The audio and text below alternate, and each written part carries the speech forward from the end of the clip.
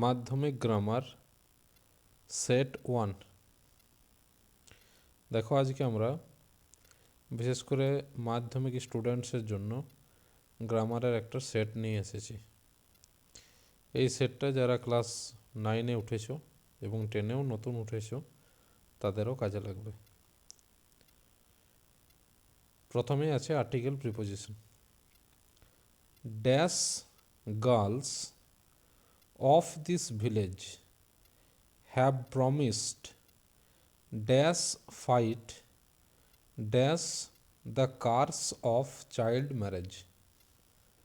Dash the girls মেয়েরা of this village এই গ্রামের হ্যাভ প্রমিসড প্রতিশ্রুতি করেছে ড্যাশ ফাইট লড়াই করবে ড্যাশ দ্য কার্স কার্স মানে হচ্ছে অভিশাপ অফ চাইল্ড ম্যারেজ বাল্য বিবাহ। তাহলে গ্রামের মেয়েরা কি হবে? The girls of this village, the girls of this village, the girls of this village have promised এই গ্রামের মেয়েরা প্রতিশ্রুতি করেছে টু ফাইট যে তারা লড়াই করবে to fight dash the curse of child marriage বিরুদ্ধে। দেখো লড়াই করবে বিরুদ্ধে, তাহলে বিরুদ্ধের ইংরেজি হচ্ছে এগেনস্ট। তাহলে পুরো আর্টিকেল প্রিপোজিশন কি হলো?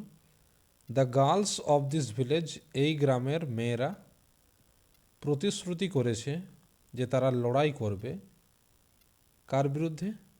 The curse of child marriage বাল্য বিবাহ যে একটা অভিশাপ তার বিরুদ্ধে তারা সবাই মিলে প্রতিজ্ঞাবদ্ধ হয়ে লড়াই করবে।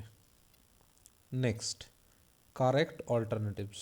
দেখো তোমাদের পরীক্ষায় 3টে অল্টারনেটিভস থাকে, তার মধ্যে একটাকে চুজ করতে হয়। One day the giant dash comes have come came back.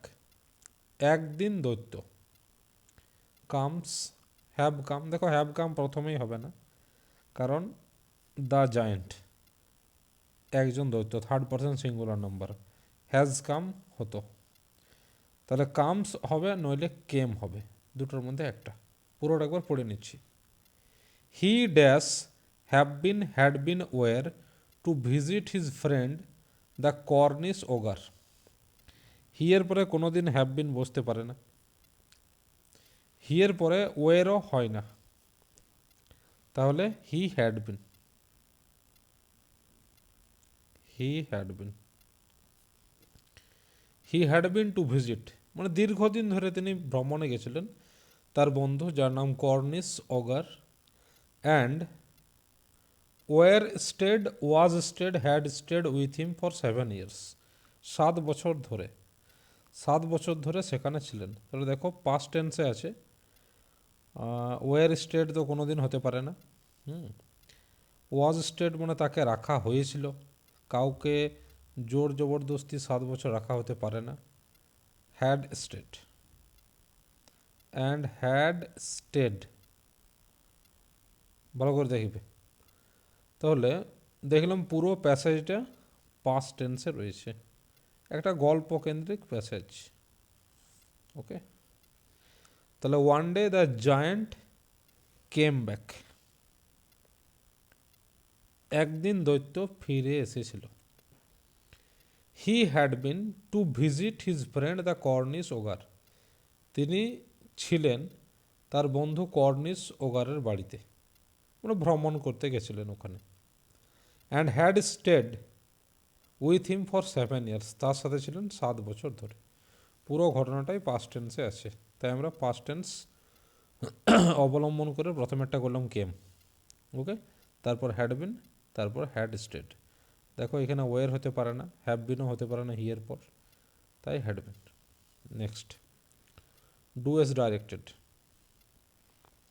C said to her father I am hungry.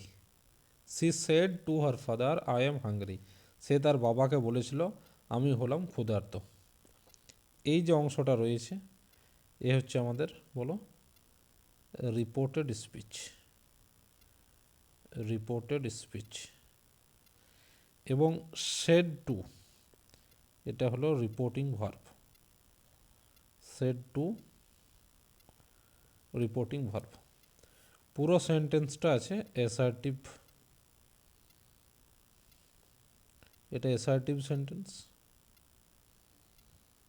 তাহলে C said to her father, assertive সেন্টেন্সে সেড টু যেখানে থাকে সেখানে টোল্ড হয়।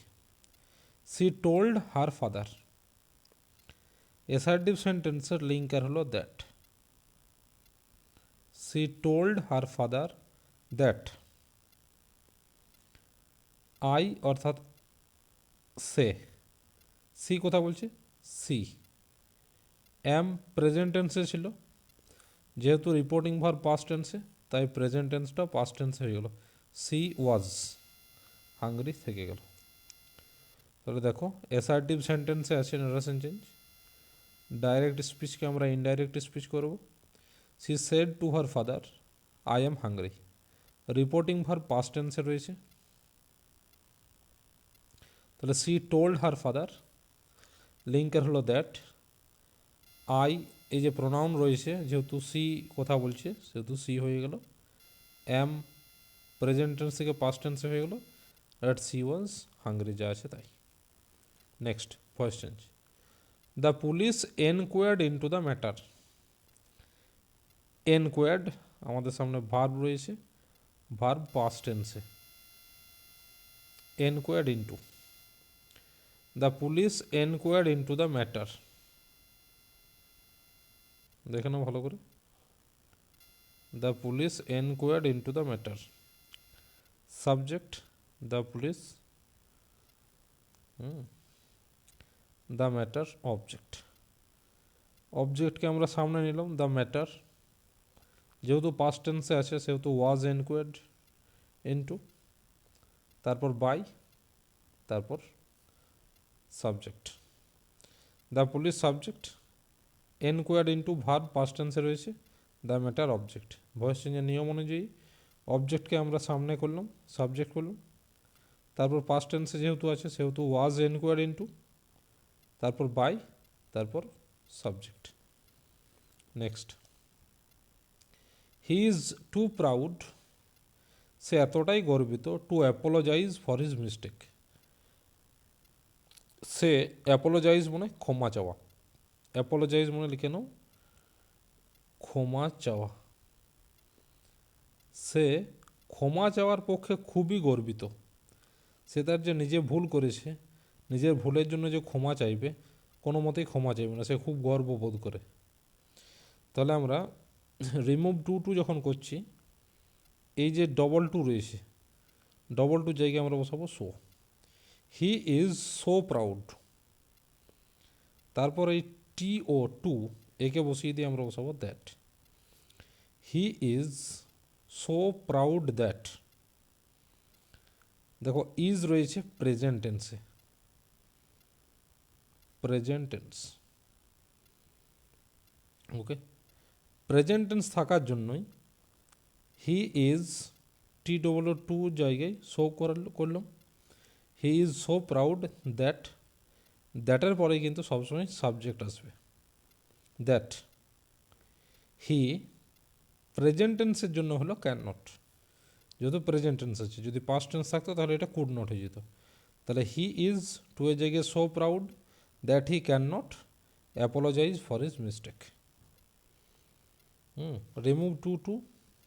ওকে, এইটাকেও আমরা কমপ্লেক্স বলতে পারি, এবং এইটাও নেগেটিভ হয়ে গেল একটাই। আবার এটাই হচ্ছে ইউজ সো দ্যাট। চারটে রিমুভ টু টু যা রুলস, মেক ইট কমপ্লেক্স বললেও একই, মেক ইট নেগেটিভ, অথবা যদি বলে ইউজ সো দ্যাট, একই ব্যাপার। নেক্সট দেখো phrasal verbs. The boy resembles his father, ছেলেটি তার বাবার মতোই দেখতে, রিজেম্বলস। অ্যাকচুয়ালি মূল ওয়ার্ড হচ্ছে রিজেম্বল। রিজেম্বলের ফ্রেজাল ভাব হচ্ছে টেক আফটার। যেহেতু এস একটা বাড়তি রয়েছে সেহেতু হয়ে যাবে টেক্স আফটার।